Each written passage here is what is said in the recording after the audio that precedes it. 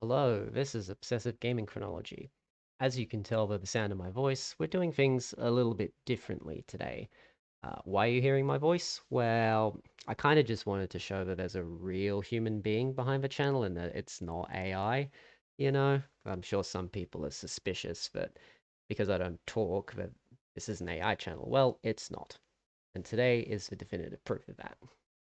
No, but seriously, I actually thought it would be nice to start commentating the games and to bring over some of the information from the blog over into the YouTube channel because I realize that probably not everybody who watches the channel probably reads the blog and likely vice versa. So I thought it would be nice to bring over some of the information from the blog for the YouTube audience, just to give you something a little bit extra and to give each of the games a little bit of extra love and attention.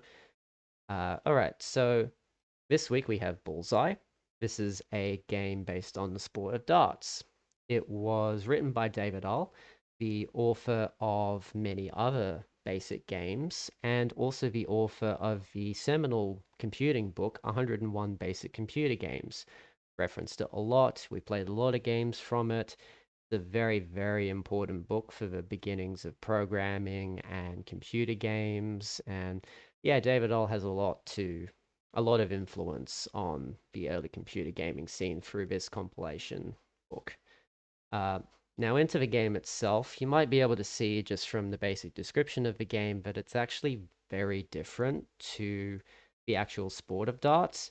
You might be used to the board with all the different sections on it and the double and the treble sections, the green and the red components.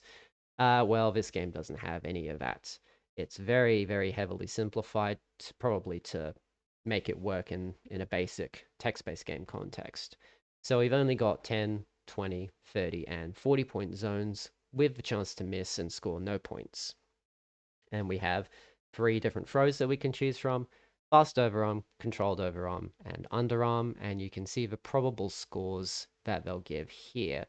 These are accurate but not entirely truthful because you can score something other than a bullseye on a fast overarm and you can get a bullseye on controlled overarm or underarm.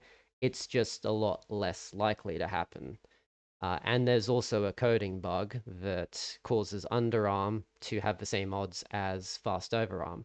I will be putting in the description a fix for that. It's a very simple fix that you can do. All you have to go do is go into the code in Notepad and literally you're changing a single number. It's really simple to do. Anybody can do it. I've done it to my version of the game, so all the odds and everything work properly. Now, before I get into the game, there's one more thing that I want to talk about. Probably the most interesting part of the game is that you can play it with up to 20 people. Now, 20 people is unheard of for a basic game, really. You probably got Play-Doh games from around about the same time, 72 to 73, like Empire and Moon War, that could probably have more players than that.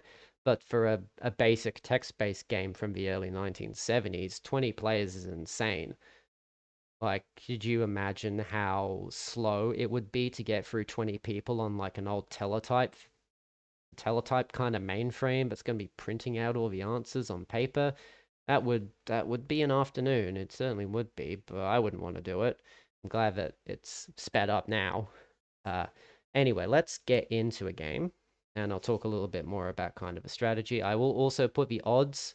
If I don't know if I said this already, I will put the odds for each of the throws up in post editing, so you can see how everything works in the game. I'm glad that they do have odds, and this isn't a Dartmouth football or PDP basketball kind of situation where they give you strategy options, but they don't make any difference because everything is just RNG.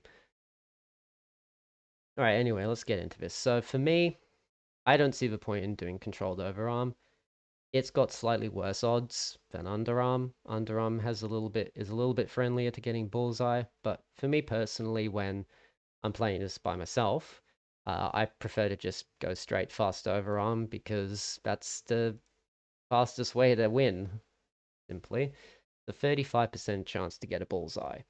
And to get a perfect game is about, um, about a 2%, just over 2% to get a perfect game, which would be a 5-dot finish, which is comparable to a real darts 9-dot finish.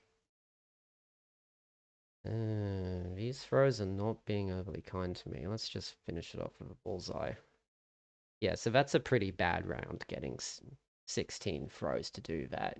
Normally, it's sort of, with the way the odds work out, it'd average to about 11. 11 throws would be kind of the average, just when you look at the odds and the average points and all of that kind of stuff. We'll play a couple more rounds, but the the annoying thing with this game is that it's not one of those that's like, oh, would you like to play again? It doesn't have that at the end. As you can see, it's just press any key to continue, and that's just going to close the program. So I'm going to have to close it and quickly go and reopen it. So just bear with me for a second. And there we are. It's back up again. We'll play a couple more rounds. I'm just going to go for the 5-dot finish and see how we go with it. Now, the dream is dead already. It's more entertaining to actually see how many times we can miss in a row rather than how many bullseyes we can get. Ugh. As you can see here, you can score something other than a bullseye off of the first throw. There's a 20.1 there. That's the lowest odds you can get. I think that's a 5% to do that. Yeah, 15 rounds. That's still not great. Let's try it again. Probably just do this one last time, and then that'll do us. There's a 30 point. Being really mean to me. How many misses in a row was that? That was 4. Ugh.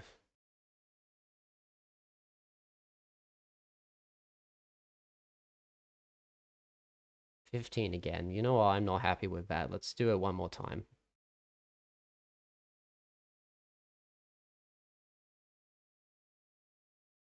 Nope. Dream is dead already.